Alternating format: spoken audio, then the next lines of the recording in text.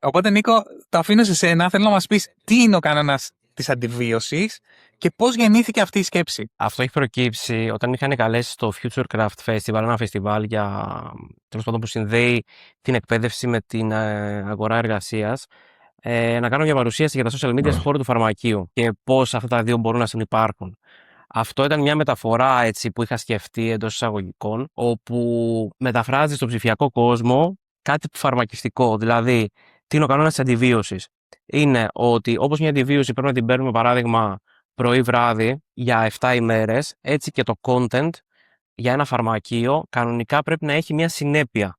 Δηλαδή, όπως μια αντιβίωση θα πεις θα την πάρω για μια εβδομάδα και θα παίρνω συγκεκριμένες ώρες, έτσι και το content πρέπει να γίνεται για συγκεκριμένο χρονικό διάστημα, συγκεκριμένες ημέρες εντός της εβδομάδος, ώστε να μπορεί να βγει ένα ωραίο αποτέλεσμα.